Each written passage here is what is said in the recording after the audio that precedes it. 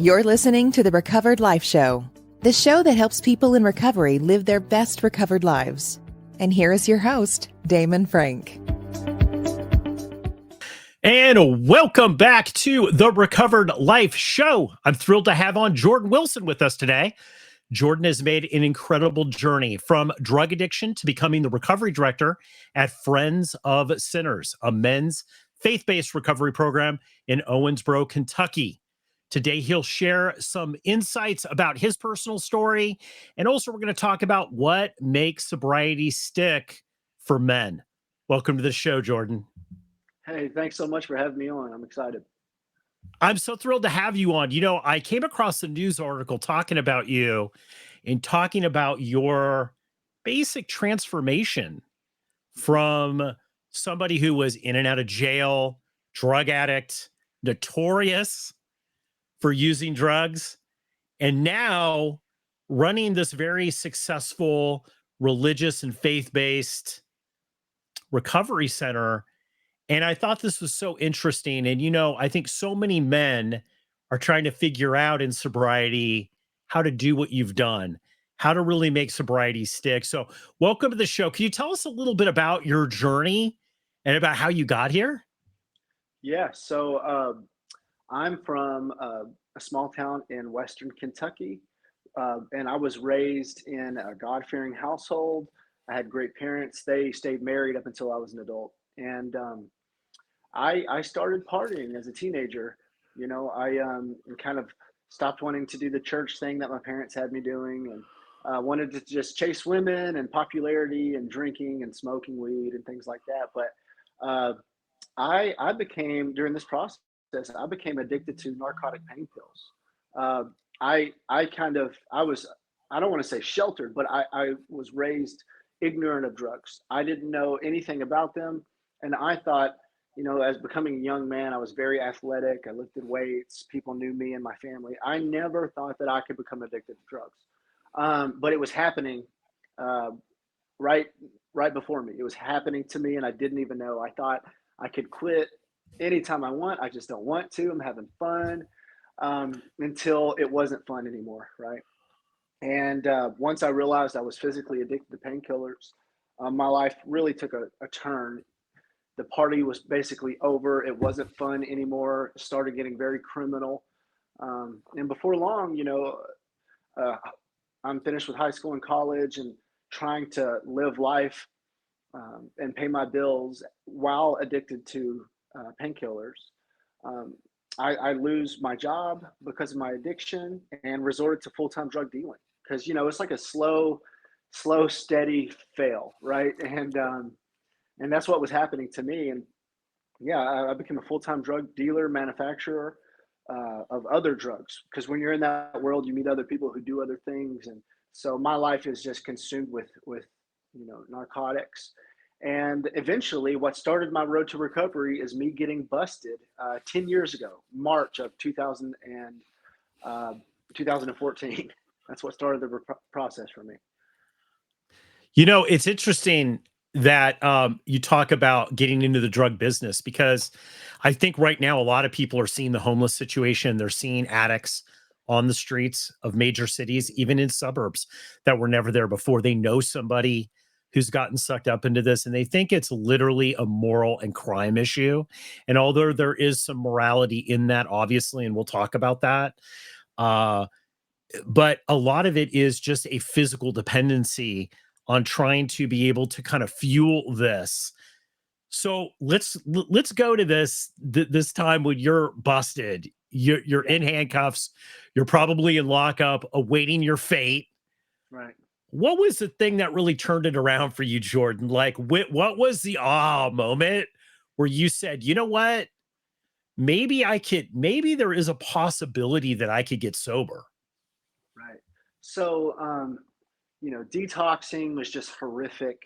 You know, I was detoxing from 20 painkillers a day. I was detoxing from crystal meth, from spice, from benzodiazepine, alcohol. I mean, you name it. Like I was a mess, so sick. And it was my first time being sober. And I thought, you know, I was just so naive. I thought that it was over, right? I thought, hey, I'm detoxed now, I'm good. But I didn't know that I was basically riding that pink cloud that they talk about. And I fell through the pink cloud after I was incarcerated, after I went to rehab. I made it a few months into the program that I was in before I had relapsed. And so I didn't realize the mental obsession that I had had with drugs, you know, and really, you know, it was an underlying issue, right? Typically, people use drugs as a band aid for a bigger issue. And so that's what I was doing. You know, I had some traumas that I hadn't dealt with and some insecurities I hadn't dealt with, which I was using narcotics as a way to take away that pain and take away the stress of life. But honestly, I was kicked out of rehab. I went back to jail because I wanted to get sober, but I wasn't all in, right? You know, I was raised to believe in God, and I kind of walked away from that faith and was doubting if there was a God and all these things until March 27th, 2016. My dad asked me to come to church. And, you know, at this point, I'm homeless. I was just kicked out of where I was living. I was a mess. It was horrible. And I told him no. I said, I don't want to go. You know, it's Easter. Will you come for Easter? And, you know, of course, us as Americans, we celebrate the resurrection of Christ on Easter Sunday. And I said, no, I'm sick. And then my dad said, well, son, it's my birthday. Will you go to church with me on Easter Sunday for my birthday? And so finally I said, okay, I'll go. I'll be sick because I was detoxing, didn't have any more drugs. I was sick as a dog. And I went to church with my dad. And apparently the pastor said something that day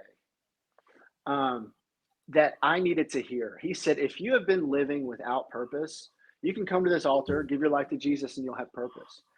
And that was something, man, that I had needed to hear for a decade because I was trying to fill my life with anything to make me feel satisfied, right? I thought that going to the gym and being able to bench press and squat a certain amount of weight would make me happy. And I did that and it didn't make me happy. I had beautiful women in my life that wanted to date me and marry me. That didn't satisfy me. I owned a home. I had money and all of these things. And I felt no purpose in my life.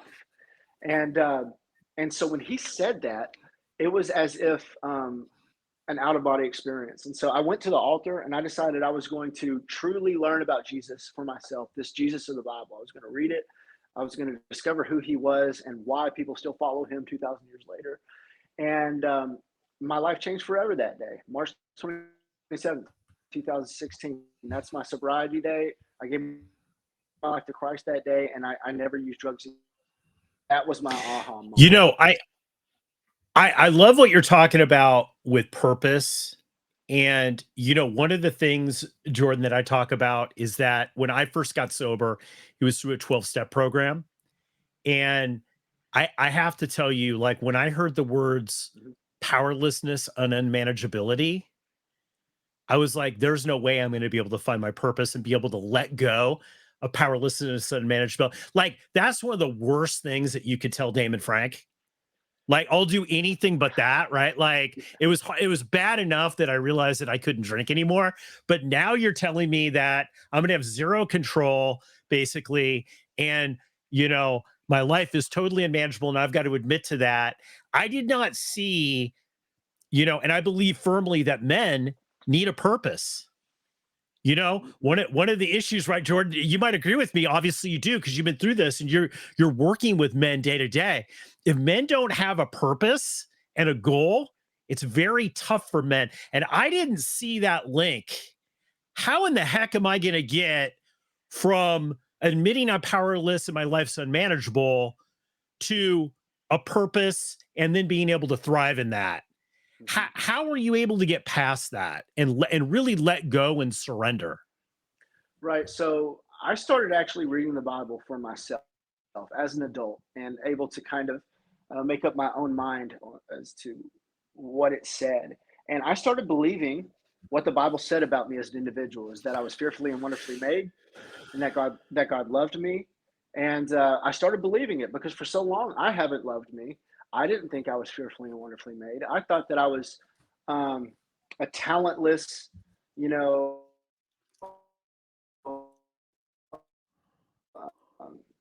I thought that I was useless. I didn't think that I was good for the world. And then I started using my outlook on myself. And once I did that, everything started to change for me.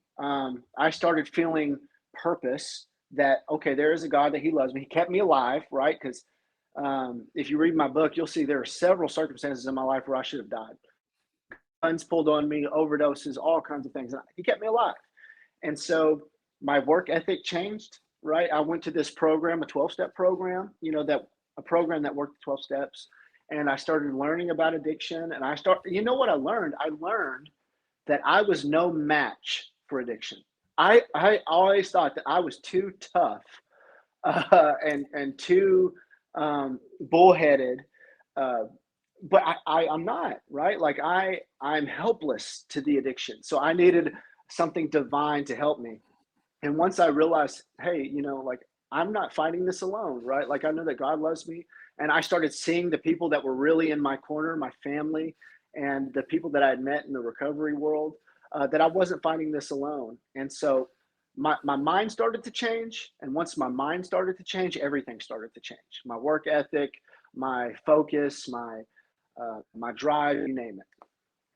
You know, I like how you put that. One of the things that I found was interesting, Jordan, is that when I had a hard time, because somebody told me very early on in recovery, it's like, well, if God loves you so much, how come you're an alcoholic in your 20s with no future? Right. Like, and that was a good question for me. And I couldn't really see God working in my life. But what happened to me is I started to see God working in other people's lives. And then the question started to arise, Jordan. Well, if I can identify God working in their life and I can see it, I could see that transformation. I could see how it's working for them. If I can identify that, then obviously it's working in my life too. I'll be able to start seeing it in my life. And that little shift was big for me because I couldn't see it in my life. I couldn't, that's just the reality of it, because I was really unable to let go. But when I started seeing it working with other people, that's really when it started to break through. I got to ask you this, Jordan, working with men who come in, they're not in a good place financially, spiritually, their health. You're seeing people who are wrecked, basically. Right. What do you think is the big thing, if you were to look at yourself and everyone else that you work with, that the first big shift that people have to really make sobriety stick? Yeah, I think it's just realizing that you're not tough enough as a man, right? Or as an individual to do it your own way, right? That is so huge. We see people all the time, and this may be their 10th time in a rehab, and their answers are usually always the same, like, man, I thought I had it, or I thought I could do it on my own, and you just can't. And that's really hard for men to do. It's hard for myself, right? We're men. We want to be able to handle stuff and fight the battle and win, but this is a different kind of war, right? And realizing that you are no match for the chemicals in a substance, whether it's alcohol or narcotics, you're no match. Once you realize that you need help, like seriously, that you can't do it on your own, that you need divine help, you need a army of people around you, you need advice, you need the steps, you need all of these things to get there. So I think that once a man can humble himself and say, okay, I surrender, right? Like I need help. That's when the process of healing, I think, really starts. I so agree with you. One of the things, if I work with somebody in a 12-step program or anything, it's one of the things that they ask me, like, Damon, how'd you stay sober 30 years? And I said, well, I start every day giving up, understanding that battle that I fought is not only BS. It's not one I want to fight. It's not one that I can win. It's not one that I want to win. That's the other thing. It's like drinking doesn't work for me, right? Like I have to admit the fact that I am different in that sense. I'm never going to be able to drink, right? Like I think really understanding that you've had defeat, especially as a man, and then being able to say, like, look, this is a fight I lost, is important, because I think that opens up the ability to create something new. Without that, you're stuck there trying to fight that same battle over and over. And I see that a lot with men. How did you get out of this? Like, I know you're an author, you wrote a book and you just sent me one and I'm so excited. I'm going to put a link, guys, in the show notes so everybody can order that. What was the journey from, okay, I'm sober now, I've turned my life over to Christ, I'm pursuing sobriety, to now really doing this day to day for people? Yeah, it's kind of like you said, man. I wake up every day and I surrender, right? My book is called Jesus Greater Than Drugs, the only war won by surrender, right? Like that's how you win this war is through surrender. And so I wake up every day, I acknowledge God, I acknowledge my need for Him. And honestly, that's what I've done for 8 years. Every single day, every day I get alone time with God, right? In the beginning of my recovery, when I was in treatment center, it made most sense for me to do it in the mornings. Well, now that I have a wife and 2 kids, it makes most sense for me to do it at night once my family's asleep. But every day, 7 days of the week, I get private time with me and my higher power that I like to call Jesus Christ. And so I'll pray and I'll read the word. But then also, I have stayed on a very structured schedule my entire sobriety. While I was in rehab, I'd wake up, I'd do my chores, I would eat breakfast, I would spend time with the Lord, I would do everything that I was required to at the facility. Then I'd go to work, and then I'd go back and I'd do whatever I had to do. And honestly, having a structured schedule for myself has been so beneficial.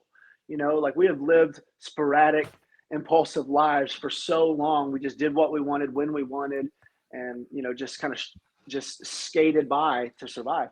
But now I'm very structured, right? I've got a routine, and yeah, man, I stay busy in all positive ways, and then I allow myself rest. So everything that I do on a day-to-day basis is very planned out. I love that. I think structure is, I think when we're looking at that, if only I could get that structure going and still use, right? Like, it's Right. that juggling back and forth. And you realize when you're sober that just doing the small little things work. Guys, I have to ask everybody, if you're listening on the podcast, head over to recoveredlife.tv. We put a poll in there that you can vote. What do you think is the most important for achieving long-term sobriety for men? Definitely go ahead and take that vote there. We'd love to hear what you guys have to say about it. Jordan, let's move to Friends of Sinners here a little bit. This is an amazing institution. Tell us a little bit where you're at. What is this Friends of Sinners about? And why are you having such great success there? How are you doing that? Yes. So Friends of Sinners was established in 2009. So we're 15 years old. Our founder is in long-term recovery himself. He gave his life to Christ while he was in prison for manufacturing and distributing narcotics. And when he came out of prison, he was sent to a secular program. And, he did well, he thrived, but he thought, man, like he thought people need a spiritual side of things. People need a relationship with Jesus. So he founded Friends of Sinners, which is the name is driven from the Bible, right? Like the religious leaders called Jesus a friend of sinners to shame him, but it was honestly to Jesus's glory because Jesus attracted sinners, and when sinners came to Jesus, we didn't remain sinners. So we were established as a Christ-centered residential treatment program for men. 2 years later, we added women, so now we treat both men and women at separate locations. Our clients will live with us for 12 months. They'll work the steps of Narcotics and or Alcoholics Anonymous. They attend Celebrate Recovery, learn life skills, work ethic. We allow them to work after the first month of treatment. We help them with their court appointments. They have random drug testing. We'll help them get their GED, even put them back in college. They get fully medically assessed if they need medicine to help them. We understand that many people are dual diagnosed, whether it's ADHD, bipolar, schizophrenia. We understand that that's kind of just a part of the struggle. So it's a very holistic approach to treatment. But our goal is not just sobriety. Our goal is to introduce our clients to Jesus, and we believe that sobriety will be a byproduct of that. So we've been doing well. I've been the development director here for 5 years. So my focus really is marketing, fundraising. We don't bill insurance, which is unheard of, really. when it comes to residential treatment because we know how much money there is in it. However, we've seen firsthand what insurance providers can do to a Christ-centered aspect of a program, and they can take Christ out. So we don't bill insurance whatsoever. We're able to do what we do through monthly donors, grants, and fundraisers. I love your approach, and there's a couple of institutions like this in Los Angeles as well. And I love your approach because you're right about this whole insurancization, I guess you would call it, of the recovery business, right? And we talk about that on the Recovered Life show. What I really love about Friends of Sinners is that, like, our goal here in Recovered Life is not for people just to get sober. It's for people to have their best recovered life, right? Mhm. And I think a spiritual journey, and sometimes for some people that's religion. You know, I like we were talking earlier, I said, you know, uh, a lot of the people that I've worked with over my time sober started out totally as atheists or agnostics and then ended up kind of becoming very religious, right? Like, so I think it's an evolution, and I think that you guys are that you guys set that up for people to win at the very beginning. I think is super important. Um, what's the future for you? What do you think the future is, especially for men's recovery, Jordan? Like you're working in this now. You're looking on the streets. I'm sure in your town, you've got fentanyl. You've got it's worse than ever, probably, right? I know here in Los Angeles, that's all I hear from people in and out of recovery is it's worse than ever. What do you think the future of recovery, especially for men, is going to be in the upcoming years here? Well, I hate to say it, man, but fentanyl is wiping out an entire generation. I keep a running list on my phone that's just growing and growing with all the friends and acquaintances that I've had that have passed away due to drugs, one fashion or another, whether it's liver failure, murder, or overdose. Um, it's not looking good, to tell you the truth, man. The numbers they're just staggering. We've reached over 100,000 overdose deaths in the past 12 months. But there is hope, right? There is hope. And I think that as long as we in the recovery world continue to stand out and tell our stories, that it will draw more people in. So I'm trusting in God, man, that great revival is going to happen. People's going to be set free and saved in Jesus' name. But as it sits right now, the numbers are bad, right? And they Yeah, seem to be rising. But I just think that that's where we have to stand up, right? I tell people all the time, we have to tell our stories. We have to share. If you're a year sober, 10 years sober, tell your story because it may be the next person's survival guide. And also, when absolutely. we You know what? No, I'm going to go say ahead, you're go ahead. absolutely right about that. What one of the things that I always say is like I go around the streets of Los Angeles here, even go in the store, and I see this, right? Trank, fentanyl, all this new stuff that's out on the street, and alcohol still the worst, which was my drug of choice, still killing a ton of people, especially since COVID. And I always have to remind myself, look at me, look at you, Jordan, look at numerous friends that I have. I just got a wedding invitation from somebody that I saw come in almost 10 years ago, came in that could not get sober, is now sober, getting married, all this stuff. So it's possible that everyone can recover. It is possible. And I know it's frustrating sometimes, but it is possible that we could have massive recovery when people start to wake up. And I think that spiritual path, that path to God, ultimately is what people are waking up to. Yeah. Yeah, that's what did it for me, man. Like I tried every way to get sober, man. I was locked up for a long time, right? And still was a slave to the sin. I was a slave to the addiction. I did mat therapy. I did in-house treatment, IOP, mandatory drug screens, court ordered treatment. Nothing worked until I decided, I'm going to follow Jesus, until I decided that there was a God that loved me. So I think that the faith aspect is just key in someone maintaining sobriety.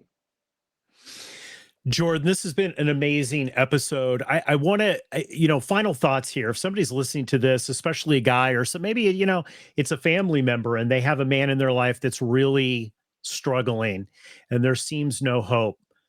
What would be your message to them about getting sober, about making the attempt to get sober?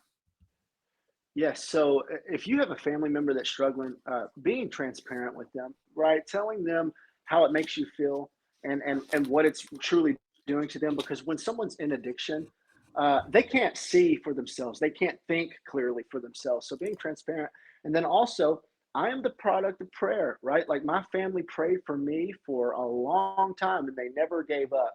And so when I was finally ready, they were able to help me get into a program. So I just think being yourself, being available, being transparent, loving them in a way that's not going to harm them, like enabling them. You got to be very, very careful not to enable them.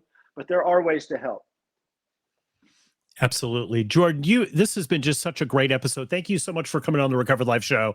We definitely want to have you back to talk more about you and your story. Thanks so much for coming on today. My pleasure. Hey, if you like this episode, think about supporting us by becoming a Recovered Life Plus member. At Recovered Life TV, we're not just delivering premium recovery resources, we're empowering you with the knowledge and tools that make a real difference in the quality of your recovery. By subscribing, you gain access to ad-free content, expert insights, exclusive video and audio segments, special projects, plus so much more, all while supporting our mission to spread the recovery message far and wide. Whether you're seeking to deepen your understanding or stay updated on the latest addiction and mental health recovery trends, Recovered Life Plus is for you. Subscribe now and start living your best recovered life. Just go to recoveredlife.tv and become a Plus member today.